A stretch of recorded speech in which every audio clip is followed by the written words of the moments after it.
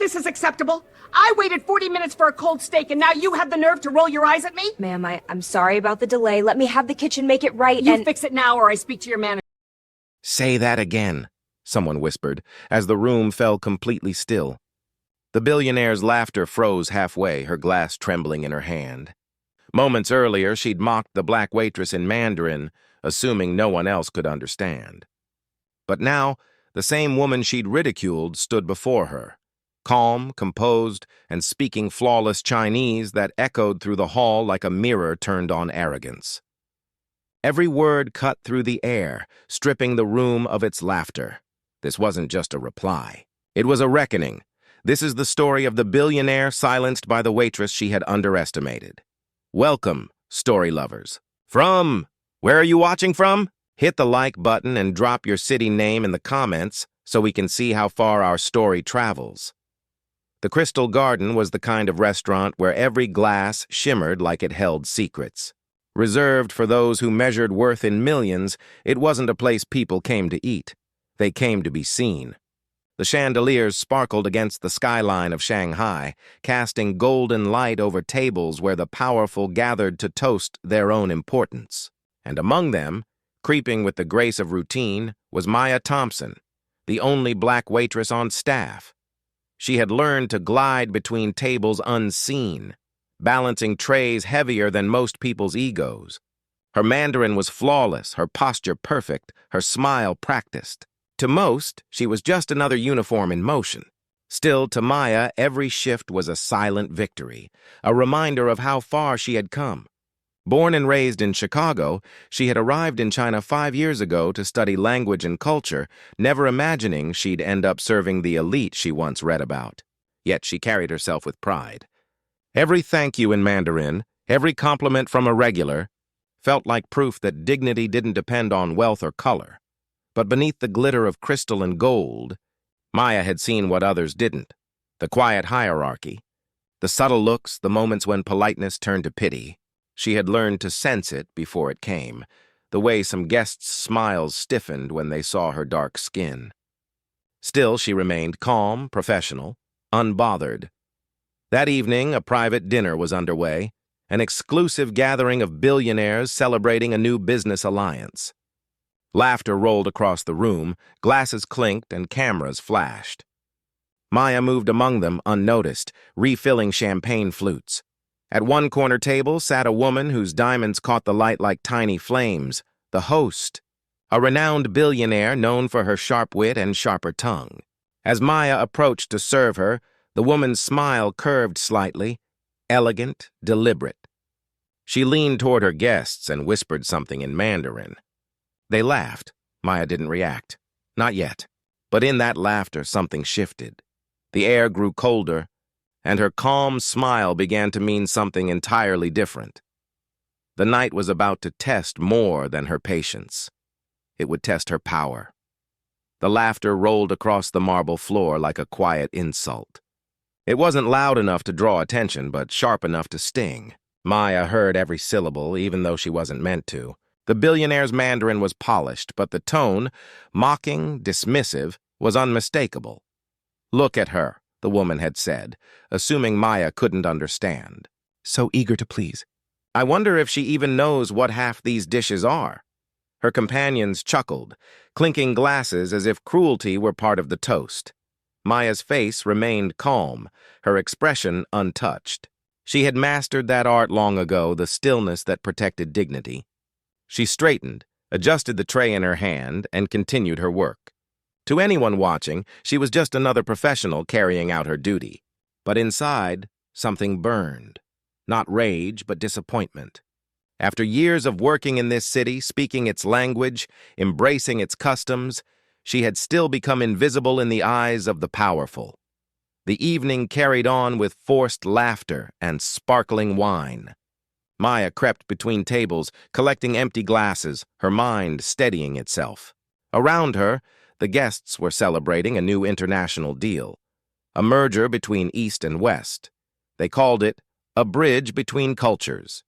Yet, in that same room, a woman who represented that bridge had just been reduced to a punchline. The irony wasn't lost on her.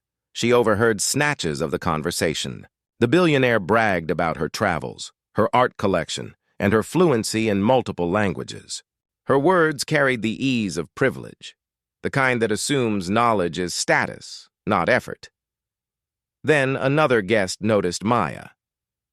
"Your staff is impressive," he said to the billionaire, raising an eyebrow. "Where did you find her?" The billionaire smiled, taking a slow sip of her wine. "Exotic, isn't she?" she replied, again in Mandarin. "She makes the room look more inclusive." The table erupted in soft, polite laughter. Maya's grip on the tray tightened, but her face never betrayed her. The rhythm of service continued. Pour, step back, smile, bow. Her heartbeat, however, had found its own tempo. Each word that reached her ears was a reminder, not of her weakness, but of their ignorance. Minutes passed, but the words lingered like smoke. As the night went on, the billionaire grew bolder, enjoying the attention her remarks earned. Perhaps it was the champagne, or it was the thrill of superiority that came from assuming she was untouchable.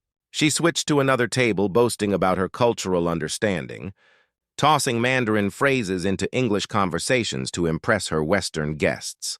And all the while, Maya listened, every sound, every smirk, every whisper. Then came the moment.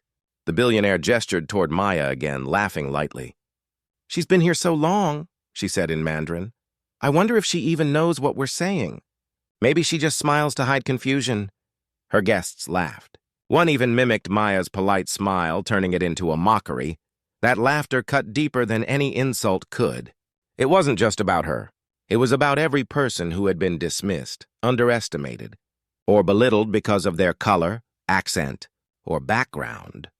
Maya paused by their table, her reflection caught in the glint of the billionaire's glass. She met the woman's eyes, calm, steady, unflinching. For the first time that evening, the billionaire seemed slightly unsettled, as if the silence around that small exchange carried something she hadn't planned for.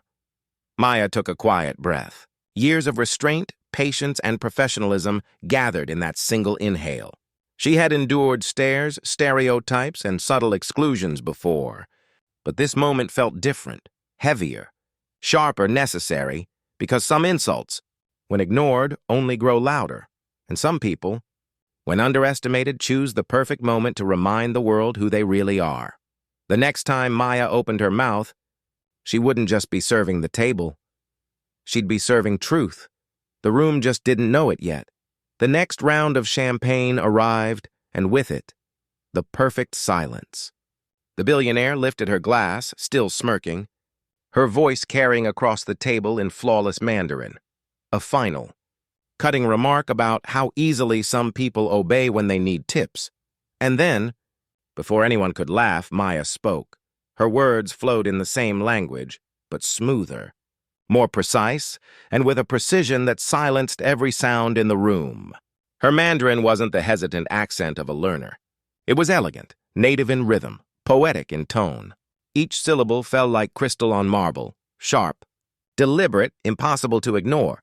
She thanked the billionaire for her lesson in humility, subtly weaving in the exact phrases the woman had used to mock her, turning them back with a grace so refined it felt like art. Her voice remained calm, but her meaning cut deep. The billionaire froze, color draining from her face. The laughter around her died instantly. Every guest turned, first to Maya, then to the woman who had just been unmasked. For a moment, no one moved. Even the music seemed to hold its breath. Then Maya gave a slight bow, set down the empty tray, and walked away with quiet dignity, leaving behind a silence heavier than any insult.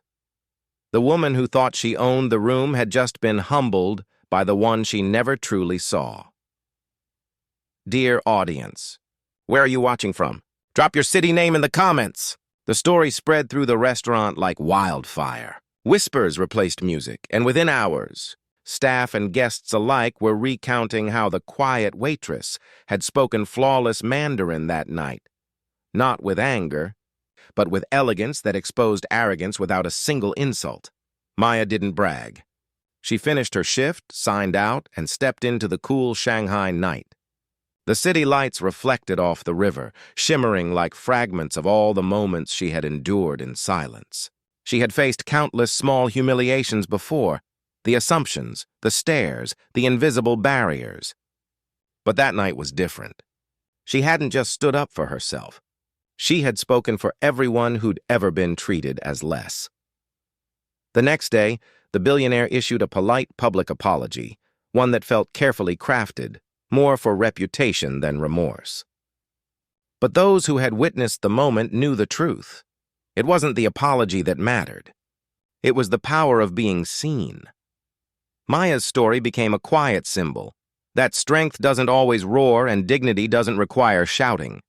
Sometimes, it's the calm, articulate reply that leaves the deepest mark. She continued her work, not as the woman who'd been mocked, but as the one who had reminded an entire room that respect can't be bought and ignorance, no matter how wealthy, is still poverty of the mind. How many more rooms must fall silent before the world learns the sound of equality? Thanks for watching. Subscribe for more stories.